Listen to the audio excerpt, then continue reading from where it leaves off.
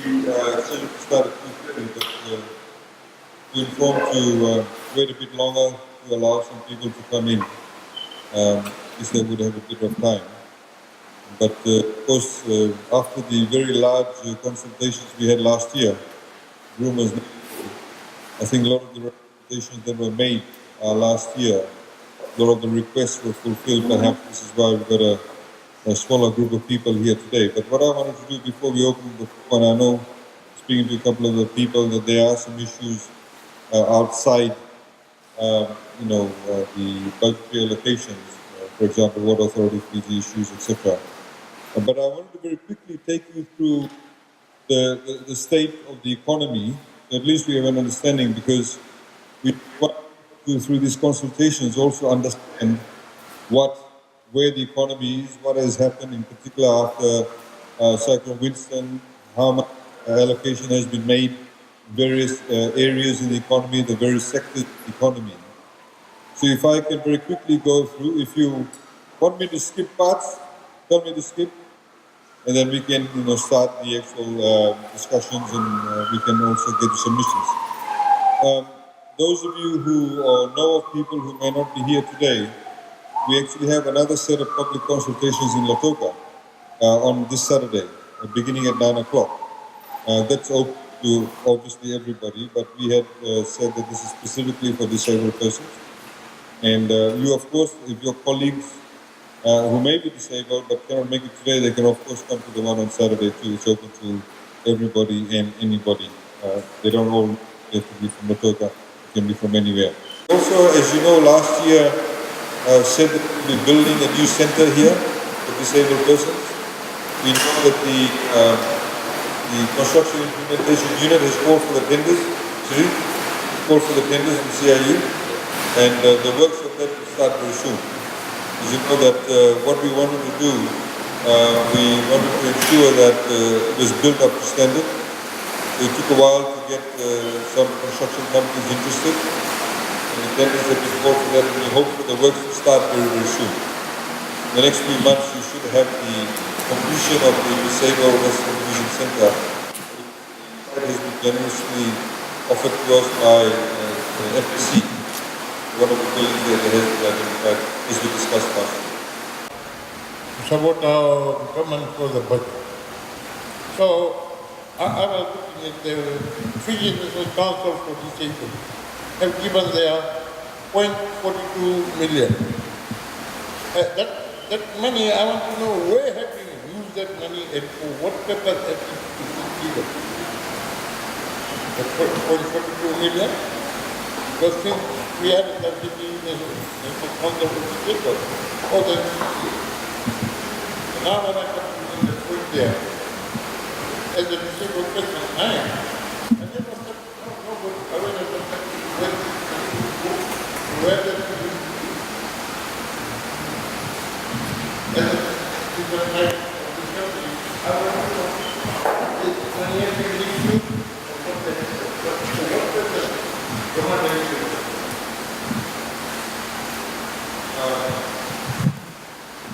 The Disabled Association, obviously they have their own constitution. If you are members of that, you have your annual general meetings. It's your right to question them. It's your right to go and inspect the books. We obviously don't have the legal authority to do that, but it's the national umbrella body. And the government, for example, with other umbrella bodies does give money. For example, the National Council of Women, government contributes funding to that and various other organizations. So in that respect, that's what that money is for, is the stated objectives by the council. But should you have any issues regarding how the organization is run, then please question them, go to the AGMs. If you think that there is misappropriation of funds, if you have evidence of that, please let us know. And we then would very gladly, also armed with that evidence, would also question them ourselves, because we are giving them money. In contrast to last year, I was my everybody gets the public that becomes so big, I could lose my hand. So I was to get the now I will get so there's a funds because our house is small.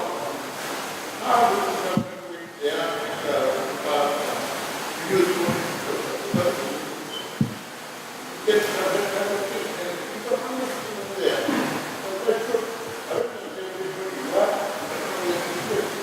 they are the people behind you, and I'm coming, people are doing a lot.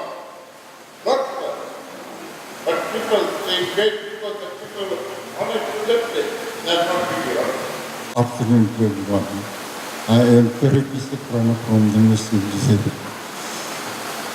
As later on my president has informed our disabled rights, I think it's a good idea, best of the idea. As usual, as a person using a wheelchair, like in the shops, they can climb up the shops from the road to the shops. As usual, I just came back from Suva on Monday. We just had a short meeting at the election office, and we have been talking over of the ramps, like on cinemas, shops, office.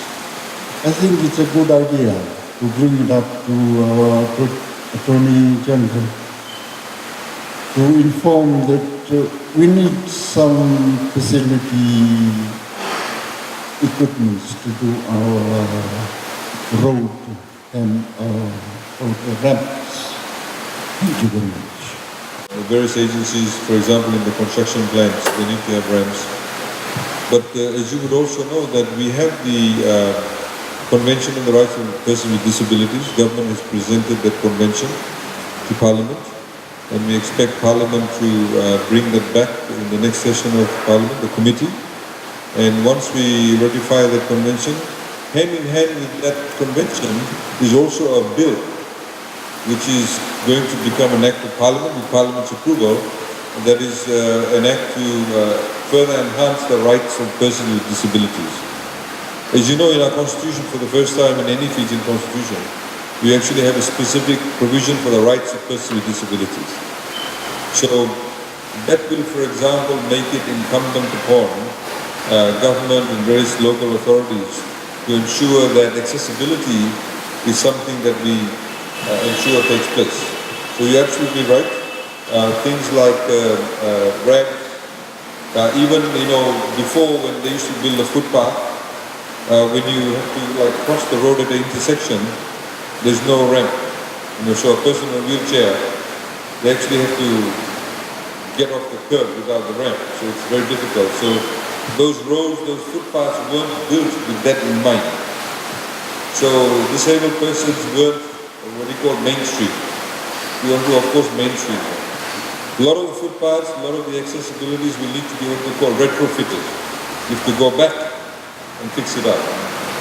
That, of course, will take some time, but the fact is that once the bill is passed by Parliament and the convention gets ratified, then it becomes legally enforceable and incumbent on government and various other agencies to ensure that they actually have to do that. If we don't have any more comments, ladies and gentlemen, then we can conclude now. But like I said, should you have any ideas, should you have any views, should you know anybody else who's got any ideas or views, please tell them to come to the public consultations that will be held in Lautoka on Saturday.